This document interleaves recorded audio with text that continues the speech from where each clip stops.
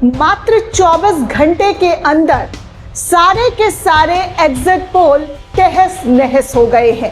जी हाँ दोस्तों, मोदी के किए करे पर पानी फिर गया है। इतनी मेहनत, इतनी रैलियां, इतनी जद्दोजहद करने के बावजूद मोदी जीत तक नहीं पहुंच पाए और इस बार तो ऐसा हार का मजा चखने वाले हैं। अकॉर्डिंग टू एग्जिट पोल, अभी क्लियर रिजल्ट नहीं हुआ है, इसीलिए बोल रही हूं कि एग्जिट पोल के अकॉर्डिंग उनको बहुत ही बड़ा धक्का लगने वाला है।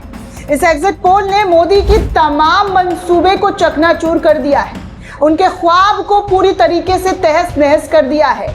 जो ख्वाब कई सालों से, जी हाँ, कई सालों से साउथ में सरकार बनाने की रही है, वो पूरी तरीके से उजड़ चुका है। क्योंकि इस बार दोस्तों कुछ ऐसा एग्जिट पोल के नतीजे सामने आ गए हैं, कुछ ऐसी तस्वीरें सामने आ गई है जिसको देखकर सुनकर आप भी कहेंगे कि मोदी का जो डार्क फेस करके तमिलनाडु में प्रचार प्रसार करने का जो जद्दोजहद था, जो तमाम चीज़ें की थी, वो सब मिट्टी में मिलकर रह गई। पानी फिर गया है उस पर। एक बड़ा वाला बाल्टी, या यूं कहे कि बहुत सारा कंटेनर पानी का आकर उनके सपनों पर गिर चुका है। क्योंकि साउथ सिर्फ और सिर्फ बीजेपी के लिए सपना सा है।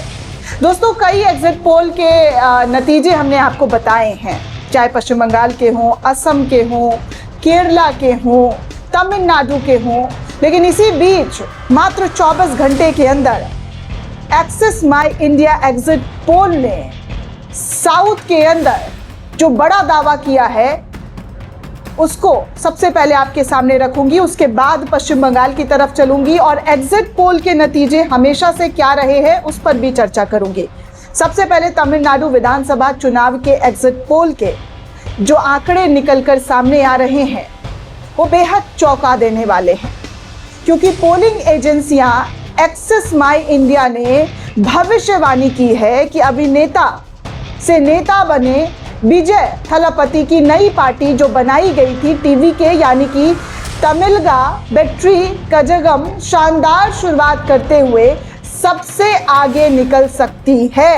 एग्जिट पोल के अनुसार 234 सदस्यों वाली तमिलनाडु विधानसभा यानी कि टीवीके को 98 से 120 सीटें मिलने का अनुमान इसी साउथ में जताया जा रहा है।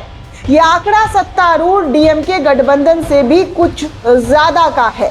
यानी कि एक्सिस माई इंडिया के सर्वे ने टीवीके को सबसे बड़ी पार्टी बनने के आसार तमिलनाडु के अंदर बता दिया है। इस एग्जिट पोल के अनुसार डीएमके गठबंधन को 92 से 110 और टीवीके को 98 से 120 और एआईडीएमके गठबंधन को 22 से 32 सीटें मिल सकती हैं और बीजेपी का यहां पर कहीं से कहीं तक नामो निशान नहीं है। यानी कि पश्चिम बंगाल और असम, केरला, इन तमाम जगहों पर बीजेपी ने खूब जद्दोजहद, खूब चुनावी रैलियां की है। और तमिलनाडु के अंदर भी आपको याद होगा दोस्तों, कैसे अचानक से मोदी का जो शेड है वो डार्क हो गया और कहा गया कि भैया ये मोदी जी क्या कर रहे हैं। मतलब वहाँ पे थोड़े डार्क शेड के लोग रहते हैं तो उनके शेड के बनकर उन वैसा मेकअप करके ऐसा फोटो वायरल हुआ था सोशल मीडिया पर, जिसमें डार्क शेड दिखाया जा रहा था कि देखिए ये चुनावी जो मंत्री हैं वो किस तरीके से अपने आप को चुनाव के अकॉर्डिंग, उस राज्य के अकॉर्डिंग ढाल लेते हैं। वैसे आप अक्सर सुनते होंगे, जिस राज्य से जाते हैं उस राज्य से उनका ताल्लुकात हो जाता है। कहीं भी कोई ऐसा राज्य नहीं है जहां पर मोदी जी का बचपन से ताल्लुकात नहीं रहा हो या जवानी में जाकर उनके ताल्लुकात बढ़ गए। ये सारी चीज़ें होती हुई नजर आई है। लेकिन यहाँ दोस्तों तमिलनाडु के अंदर विजय थलापति की पार्टी, जो नई पार्टी बनी थी, वो तमाम पुरानी पार्टियों को छोड़कर आगे बढ़ती हुई नजर आ रही है और बीजेपी का तो नाम निशान नहीं है दोस्तों। एक्सिस माई इंडिया के मुताबिक टीवीके और डीएमके दोनों का वोट शेयर लगभग 35% हो सकता है। वहीं एआईएडीएमके वाला जो एनडीए गठबंधन है वो बहुत पीछे चल रहा है, बहुत पीछे।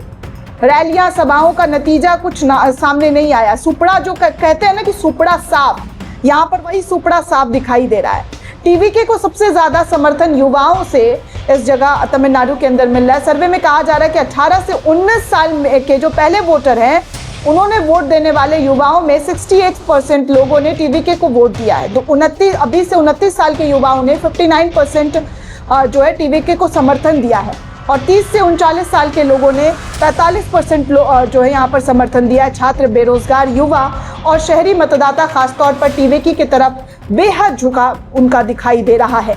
वोट देने के करीब 35% लोगों का कहना है कि बदलाव वो चाहते हैं।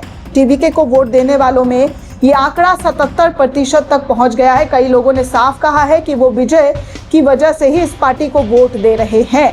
टीवीके ने सिर्फ एक जाति समुदाय तक खुद को सीमित नहीं रखा, बल्कि ओबीसी, एससी, एसटी, अल्पसंख्यक, शहर और गांव हर जगह पार्टी ने अच्छी पैठ बनाई, अच्छा काम किया। हालांकि शहरी इलाकों में टीवीके का प्रदर्शन सबसे मजबूत दिख रहा है, लेकिन ग्रामीण क्षेत्र में भी पार्टी की पहुंच बढ़ती हुई मानी जा रही है। मुख्यमंत्री पद के लिए सबसे पसंदीदा नेता के तौर पर अगर सवाल पूछा गया है, लोगों की राय जानी गई है तमिलनाडु के अंदर दोस्तों, तो कहा जा रहा है कि विजय को 37% लोगों ने मुख्यमंत्री के तौर पर, अगला मुख्यमंत्री के तौर पर देखा है।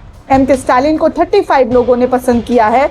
यहाँ पर थोड़ा सा आंकड़ा जो है ऊपर नीचे है, लेकिन विजय तमिलनाडु के अंदर कहा जा रहा है लोगों की पहली पसंद है, खासकर युवाओं की पहली पसंद के तौर पर देखे जा रहे हैं। तमिलनाडु में अधिकतर एग्जिट पोल में डीएमके के नेतृत्व वाला गठबंधन सरकार बरकरार जो है रखता हुआ दिख रहा है। यहाँ पर बीजेपी का कोई दाल कोई पत्ता जो है गलता हुआ नजर नहीं आ रहा है। मेट्राइज के एग्जिट पोल के अनुसार डीएमके के नेतृत्व वाले गठबंधन को 122 से 132 सीटें जो है वो मिलती हुई नजर आ रही है, जबकि एआईडीएमके वाले गठबंधन को 87 से 110 सीटें मिलने के आसार बताए जा रहे हैं। टीवीके को 10 से 12 सीटें मिलने की संभावना और अन्य को 0 से 6 सीट मिल सकती है।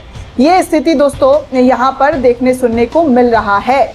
अब चलिए मैं आपको ले चलती हूँ पश्चिम बंगाल में। पश्चिम बंगाल में दोस्तों कहा जा रहा है कि इस बार कांटे की टक्कर वाली जो है लड़ाई हुई है बीजेपी और टीएमसी के बीच, और इस बार भी जो राजनीतिक विशेषज्ञ हैं उनका कहना है, उनका मानना है कि पश्चिम बंगाल में चौंकाने वाले नतीजे आ सकते हैं, क्योंकि दूसरे चरण की वोटिंग खत्म होते ही कई एग्जिट पोल ने बीजेपी की सरकार यहां पर बनाते हुए दिखाई दी है, तो कई टीएमसी की। हालांकि कुछ सर्वे में दोनों के बीच कांटे की टक्कर भी बताई जा रही है। एक सर्वे जनमत पोल है जो टीएमसी को करीब 200 सीटें मिलता हुआ दिखाई दे रहा है, तो एक अन्य प्रजा पोल्स है जो बीजेपी को करीब 200 सीटें मिलता हुआ दिखाई दे रहा है।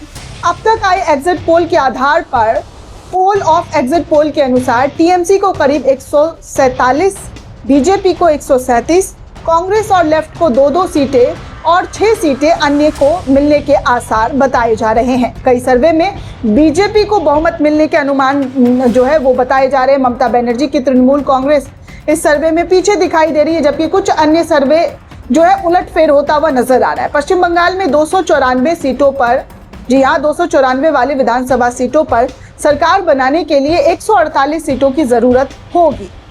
और यहाँ पर दोस्तों कहा जा रहा है PMARQ के एग्जिट पोल के अनुसार टीएमसी को 118 से 138 सीटें मिल सकती है, जबकि बीजेपी को 150 से 175 सीटें मिलने का अनुमान जो है। लगातार एग्जिट पोल चेंजेस हो रहे हैं दोस्तों। अब आगे क्या होता है और किस तरीके की चीजें देखने सुनने को मिलेगी वो तो वक्त बताएगा, लेकिन मेट्राइज के एग्जिट पोल के अनुसार टीएमसी को 125 से 140, तो बीजेपी को 146 से 161 सीटें मिलने के अनुमान बताए जा रहे हैं। इसी तरीके से पीपल्स पल्स के एग्जिट पोल में टीएमसी को 177 और 187 और बीजेपी को 95 से 110 सीटें मिलने के अनुमान जो है यहाँ पर देखने सुनने को मिल रहे हैं। चाणक्य स्ट्रेटजी के अनुसार अगर मैं बात करूं तो टीएमसी को यहां पर 130 से 140 और बीजेपी को 150 से 160 सीटें मिलने के अनुमान बताए जा रहे हैं। पोल डायरी के एग्जिट पोल में 99 से 127 और बीजेपी को 142 से 171 सीटें तक पहुंचा दिया गया है। और जेबीसी के एग्जिट पोल के अनुसार टीएमसी को 131 से 152 तो बीजेपी को 138 से 139 सीटें मिलती हुई नजर आ रही है। मतलब कुल मिलाकर देखा जाए तो बहुत सारे गोदी चैनल्स के जो एग्जिट पोल रहे हैं वो बीजेपी की सरकार बंगाल में बनती हुई बता रही है। लेकिन दोस्तों आपको अब ध्यान देने वाली बात है कि एग्जिट पोल कभी भी बहुत कम ऐसा रहा है कि हमेशा सटीक रहे हैं। कई बार, जी हाँ कई बार गलत साबित हुए हैं।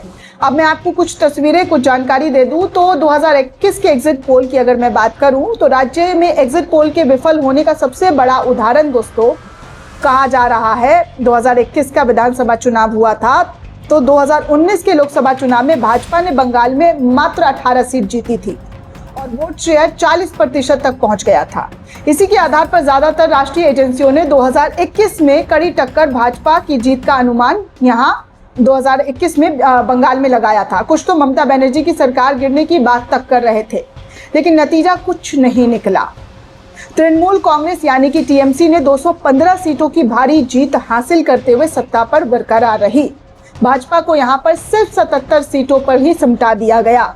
बाद में विश्लेषकों ने माना कि उन्होंने साइलेंट महिला वोटर और टीएमसी के ग्रामीण कल्याण योजनाओं को, खासकर लक्ष्मी भंडार जैसे स्कीमों का अंक जो है वो नहीं लिया।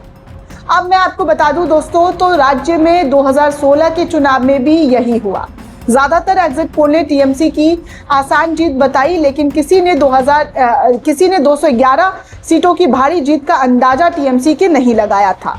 उस समय वाम कांग्रेस गठबंधन बुरी तरीके से टूट गया था, क्योंकि 2024 के लोकसभा चुनाव में भी एग्जिट पोल ने भाजपा को 25 से 30 सीट देने का अनुमान पश्चिम बंगाल में लगाया था, लेकिन टीएमसी ने 29 सीट जीतकर एक बार फिर से लोकसभा चुनाव के दौरान सबको चौंका दिया था। इससे साफ है कि बंगाल में राष्ट्रीय लहर अक्सर स्थानीय मुद्दों पर और ममता बनर्जी के संदेश के आगे टिक नहीं पाती है।